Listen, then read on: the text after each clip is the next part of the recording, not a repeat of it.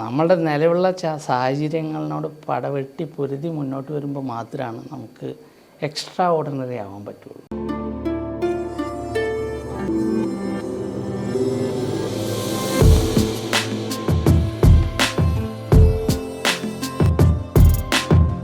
നമസ്കാരം.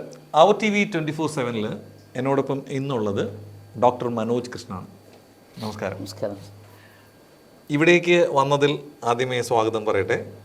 താങ്കളൊരു എഴുത്തുകാരനാണ്, അതുപോലെ ഒരു നിയമജ്ഞനാണ്, അതുപോലെ സാമൂഹിക പ്രതിബദ്ധതയുള്ള ഒരുപാട് കാര്യങ്ങൾ ഇൻവോൾവ് ചെയ്യുന്നൊരു മനുഷ്യനാണ്.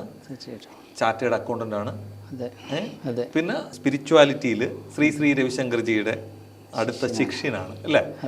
അപ്പം വ്യത്യസ്തമായ മേഖലയിലൂടെ കടന്നു പോകുന്ന മനോജ് കൃഷ്ണനാണ് എന്നോടൊപ്പം ഉള്ളത്. ശരിയല്ലേ? തീർച്ചയായിട്ടും.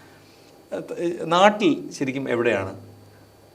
ഞാൻ പാലക്കാട് ജില്ലയിലെ മണ്ണാർക്കാടാണ് എൻ്റെ സ്വദേശം. പിന്നെ വളരെ ചെറുപ്പത്തിൽ നാട് വിട്ടു. I reach my 24th Dubai. അത് കഴിഞ്ഞ് പിന്നെ പ്രവാസ ലോകത്ത് തന്നെ ആയിരുന്നു. വർക്കുകൾ അങ്ങനെ പോണു. But I don't sit ideal. I will be BC. Okay. നമ്മൾ തന്നെ നമ്മുടേതായ ഒരു ഇത് പാത്ത് കണ്ടെത്തി. ഈ എഴുത്തുകാരൻ എന്നുള്ള ലേബൽ അല്ലെങ്കിൽ എപ്പോഴാണ് ആ ഒരു ഐഡൻറ്റിറ്റിയിലൂടെ എത്തിയത്? നമ്മളെല്ലാവരും ഷാർജ അന്താരാഷ്ട്ര പുസ്തകോത്സവത്തിൽ വെറും വായനക്കാരനായിട്ട് പോകുന്ന സാഹചര്യത്തിൽ പ്രശസ്തരായ എഴുത്തുകാരുടെ പ്രസംഗങ്ങളും അവരുടെ ഉപദേശങ്ങളൊക്കെ കേൾക്കാനിടയുണ്ടായി. അപ്പം ഒരു പ്രശസ്ത എഴുത്തുകാരൻ്റെ വാക്കുകളിൽ പറഞ്ഞു, നിങ്ങൾക്കുമാകാം എഴുത്തുകാരൻ, നിങ്ങളൊന്ന് ശ്രമിച്ചു നോക്കും. അങ്ങനെ ഞാൻ ആദ്യമായിട്ട് എഴുതിയതാണ് സ്നേഹിക്കൂ, ചിരിക്കൂ, സന്തോഷിക്കൂ എന്ന പുസ്തകം. Love, smile, be happy. അത് ഭയങ്കര ഹിറ്റായിരുന്നു. 2-3-4 എഡിഷനൊക്കെ അടിച്ചു. അപ്പോൾ പബ്ലിഷറെ കണ്ടെത്തുക എന്നുള്ളതാണ് ഇതിനൊരു പ്രധാന കടമ്പയുള്ളത്. പക്ഷെ എന്നെ സംബന്ധിച്ച് പബ്ലിഷർ ആദ്യം കിട്ടി. അപ്പോൾ അതുകൊണ്ട് അതും സ്മൂത്തായിട്ട് പോയി. പിന്നെ അത് നമ്മളുടെ ഒരു ഡെയിലി ഡിസിപ്ലിനിൽ ഇൻക്ലൂഡ് ചെയ്തുകൊണ്ട് എല്ലാ വർഷവും ഒരു പുസ്തകം ഇറക്കുക എന്നുള്ളൊരു കമ്മിറ്റ്മെൻറ്റിൽ നമ്മളെത്തി. ആ കമ്മിറ്റ്മെൻറ്റിൽ ഇപ്പോഴും ഒരു 3 പുസ്തകം പെൻഡിങ്ങിലാണ് എനിക്ക് റിലീസ് ചെയ്യാൻ. അത്രയും കണ്ടൻറ്റ് ഞാൻ ഉണ്ടാക്കി വെച്ചിട്ടുണ്ട്. അപ്പോൾ അങ്ങനെ 6 പുസ്തകത്തിൽ ലാസ്റ്റ് ഇയർ ഉണ്ടാക്കിയത് ശ്രീനാരായണ ഗുരുവിൻ്റെ പുസ്തകമായിരുന്നു. അപ്പോൾ അതിനുള്ള മെസ്സേജ് തന്നത് നമ്മുടെ CM ആയിരുന്നു. നമുക്കൊരു മെസ്സേജ് തന്നിട്ടുണ്ടായിരുന്നു. ഞാൻ CM പോയി കണ്ടിട്ടുണ്ടായിരുന്നു. നിയമസഭാ പുസ്തകോത്സവത്തിൽ ആ പുസ്തകം ഒരുപാട് വിറ്റഴിക്കപ്പെട്ടു. അതിപ്പോൾ 2nd എഡിഷനാക്കി. ഇനിയിപ്പോൾ 3rd എഡിഷൻ ആവാൻ പോകുന്നു. ഇപ്രാവശ്യം ഒരു പുതിയ പുസ്തകം വരാൻ പോകുന്നുണ്ട്. അത് ഭഗവത്ഗീതയെ കുറിച്ചാണ് എഴുതുന്നത്. അതായത് practical wisdom in life from Bhagavad Gita, that is A topic. അത് ആദ്യമായിട്ടാണ് ഒരു ചാനലിൽ ഞാൻ റിവീൽ ചെയ്യുന്നത്. അല്ല, ഇത് അത്യാവശ്യം ബിസിയുള്ള ഒരാളാണ്. അപ്പോൾ ഈ എഴുത്തിന് ഇതെങ്ങനെയാണ് ഈ സമയം കണ്ടെത്തുന്നത്? എൻ്റെ ഗുരു ശ്രീ രവിശങ്കർജി ആയതുകൊണ്ട് നമ്മൾ 4 to 5 hours ആണ് മിനിമം സ്ലീപ്പ് ചെയ്യാറുള്ളൂ. ബാക്കിയൊക്കെ മെഡിറ്റേഷൻ, ധ്യാനം, യോഗ, അതിൻ്റെ ഇടയിൽ നിങ്ങളും അത് ചെയ്ത് കഴിഞ്ഞാൽ you will be getting lot of times. നമ്മളെ കയ്യിൽ വരുന്ന സമയം എങ്ങനെ ക്വാളിറ്റി ആയിട്ട് നമ്മൾ യൂട്ടിലൈസ് ചെയ്യണമെന്നുള്ളതാണ്. ഇന്നിപ്പോൾ ഞാൻ സാറിനോട് പറഞ്ഞത് 1 മണിയാണെങ്കിൽ എനിക്ക് ആ സമയത്ത് എത്താൻ പറ്റിയിട്ടില്ലെങ്കിലും എൻ്റെ ബെസ്റ്റ് ടൈമിൽ ഞാൻ എത്തുക എന്നുള്ളതാണ് ഞാൻ എടുക്കുന്ന ഒരു പോളിസി. അപ്പോൾ കമ്മിറ്റ്മെൻറ്റ്സ് ആണ് പ്രധാനം. And time is gold. Time is god. So if you respect time, then nature will support you to fix it. നമ്മൾ തന്നെ ഇനിഷ്യേറ്റീവ് എടുക്കണം. പൊതുവെയുള്ള സംഭവിക്കുന്ന പറഞ്ഞാൽ എല്ലാം ഇങ്ങനെ കൊണ്ടുവരും എന്നുള്ള ഒരു പ്രതീക്ഷയുടെ കാത്തിരിപ്പാണ്. ഒരിക്കലും നടക്കില്ല. നമ്മൾ അങ്ങോട്ട് പോകണം. ഏത് പ്രോഗ്രാമാണേലും എന്ത് സംഗതിയാണേലും. ഇപ്പം നമ്മളൊരു കോളേജിൽ അഡ്മിഷൻ എടുക്കുകയാണെങ്കിൽ ആദ്യത്തെ പടി ആപ്ലിക്കേഷൻ ഫില്ല് ചെയ്യുക എന്നുള്ളതാണ്. അത് ചെയ്യാണ്ട് എനിക്കത് ചെയ്യണമെന്ന് പറഞ്ഞിരുന്നുകൊണ്ട് കാര്യമില്ല. അപ്പോൾ എല്ലാ കാര്യത്തിലും നമുക്ക് എന്തൂസിയാസം ആവശ്യമാണ്, തീവ്രത ആവശ്യമാണ്.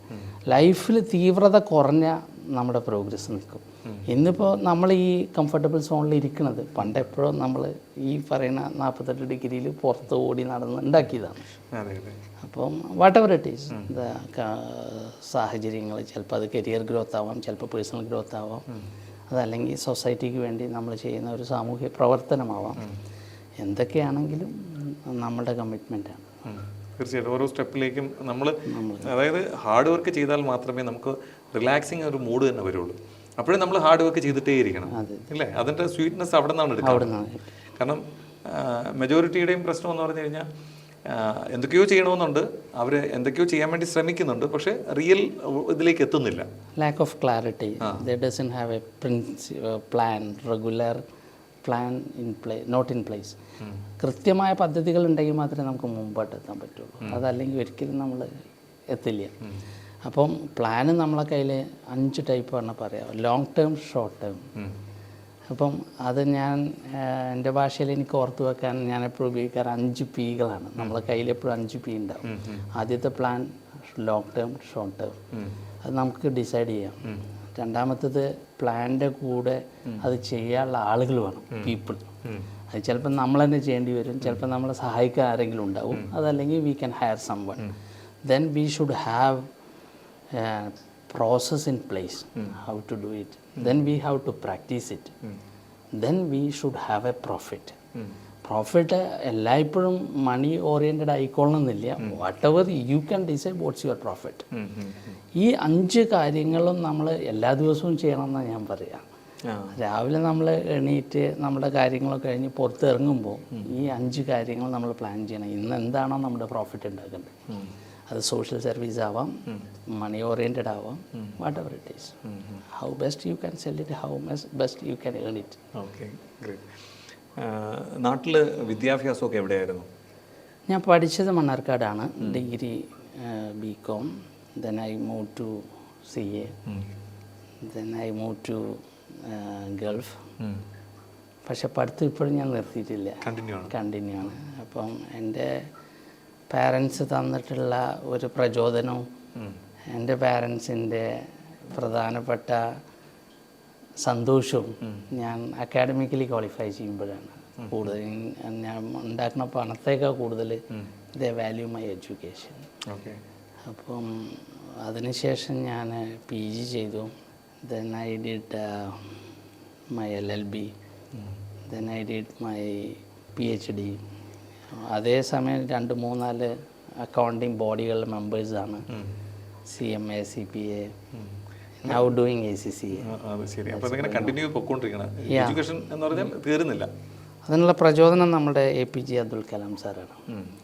നമ്മളുടെ സാഹചര്യങ്ങൾ ഒത്തിട്ട് നമുക്കൊന്നും അച്ചീവ് ചെയ്യാൻ പറ്റില്ല. നമ്മളുടെ നിലവിലുള്ള സാഹചര്യങ്ങളിനോട് പടവെട്ടി പൊരുതി മുന്നോട്ട് വരുമ്പോൾ മാത്രമാണ് നമുക്ക് എക്സ്ട്രാ ഓർഡിനറി ആവാൻ പറ്റുള്ളൂ. അപ്പം എസ്പെഷ്യലി നമ്മൾ ദുബായ് പോലത്തെ ഒരു മെട്രോ സിറ്റിയിൽ നിൽക്കുമ്പോൾ plenty of opportunities. You can choose it, and you have the access to Far East and Middle East. So it's easy to get. A lot of universities are there, and you have the comfortable exam centers to write the exams, and most of the professional bodies are operating from Dubai. Correct. ഇതാണ് അതിൻ്റെ education പോകാനുള്ള, അതായത് നമുക്ക് താല്പര്യമുണ്ട്, അപ്പം നമ്മളത് കണ്ടെത്തുന്നു, അത് ഇവിടെ തന്നെ നമ്മൾ. It's need hard work. Because മറ്റുള്ള ആളുകൾ എൻ്റർടൈൻമെൻറ്റ് പുറകെ പോണ സമയത്ത് നമ്മളത് സാക്രിഫൈസ് ചെയ്ത് we are putting to something else. Okay. അതുപോലെ തന്നെ താങ്കളൊരു കമ്മ്യൂണിസ്റ്റുകാരനാണ് ഞാൻ കേട്ടിട്ടുള്ളത്. കമ്മ്യൂണിസ്റ്റുകാരനായ താങ്കൾ ശരിക്കും ശ്രീ രവിശങ്കർജിയുടെ സ്പിരിച്വൽ അതിൻ്റെ ഒരു ഉദാത്ത ശിഷ്യനാണ്. ഇതെങ്ങനെയാണ് ഈ കമ്മ്യൂണിസവും സ്പിരിച്വാലിറ്റിയുമായിട്ട് ക്ലബ് ചെയ്യാൻ പറ്റുന്നത്? കേരളത്തിലുള്ള ഒരു ഒട്ടുമിക്ക ചെറുപ്പക്കാരും അവരുടെ ചെറുപ്പത്തിൽ ഉറപ്പായിട്ടും കമ്മ്യൂണിസത്തിൽ അട്രാക്റ്റഡ് ആണ്, സർട്ടൻ എക്സ്റ്റെൻറ്റ് വരെ. ഞാനും SFIയിലൂടെയാണ് എൻ്റെ ചൈത്രയാത്ര തുടങ്ങിയത്. മാഗസീൻ എഡിറ്റർ, സോൺ, കലോത്സവത്തിൽ, അങ്ങനെ കുറേ റോളുകൾ ആ കാലഘട്ടത്തിൽ കോളേജ് തിരഞ്ഞെടുപ്പുകളിലൊക്കെ നമ്മൾ മത്സരിച്ച് പൊസിഷൻസിലായിരുന്നു. പിന്നെ എൻ്റെ ഫാദർ തടി കച്ചവടമാണ്. അപ്പോൾ he's also associated with trade unions and all other CPM party. But when I studying I met Shri. അവിടുന്ന് എൻ്റെ ലൈഫ് മാറുമായിരുന്നു. Real communism in spirituality. അപ്പം നിങ്ങൾക്ക് എല്ലാവരും കാണാൻ പറ്റും. അതല്ലെങ്കിൽ നമുക്ക് പാർട്ടി സഖാക്കളെ മാത്രമേ കാണാൻ പറ്റുള്ളൂ. Real spirituality, I will tell, real spirituality is real communism. ഞാൻ മാത്രമല്ല, ഞങ്ങളുടെ കുറേ ആളുകൾ കമ്മ്യൂണിസം ബാക്ക്ഗ്രൗണ്ടിൽ നിന്ന് വന്നിട്ടുള്ള സ്വാമിജിമാർ വരെ ഉണ്ട്. അപ്പോൾ എന്താണെന്ന് വെച്ചാൽ നമുക്ക് രണ്ടിൻ്റെയും പ്ലസും മൈനസും അറിയാൻ പറ്റും. And real communist is A spiritual person actually. കാരണം എല്ലാവരെയും അക്കോമഡേറ്റ് ചെയ്യാൻ പറ്റണം. അവരുടെ പ്രശ്നങ്ങൾ എൻ്റെ പ്രശ്നങ്ങളായി മാറുമ്പോൾ പ്രശ്നങ്ങൾ സോൾവ് ആവും. അവരുമായിട്ട് പഴകി അവരുടെ പ്രശ്നങ്ങൾ പരിഹരിക്കാനുള്ള ഒരു ഇനീഷ്യേഷൻ, അതിനുള്ള എന്തൂസിയാസം, അതിനുവേണ്ടി something sacrifice, that is communism. And communism it's so far good. Everybody is working in their own ideology. And spirituality, if I was a communist, I might be in Kerala only. At the moment, it's an international, I can say global citizen. Because I have friends more than 145 countries. Oh, that's a great. Yeah, and Art of Living 183 countries-ലുണ്ട്. അപ്പോൾ നമുക്ക് എന്തെങ്കിലും ഏതെങ്കിലും ഒരു രാജ്യത്ത് ആവശ്യമുണ്ടെങ്കിൽ you can dial your mobile number. You are connected with as your companion. That's a beauty of art of living. And we have a password called Jai Gurudev. Jai Gurudev. Those who are completed the program, they will get access. They will understand what is the meaning of Jai Gurudev. Jai Gurudev means you have two minds. നമുക്ക് ഒരു വലിയ mind ഉണ്ട്, big mind, ഒരു ചെറിയ mind ഉണ്ട്, narrow mind.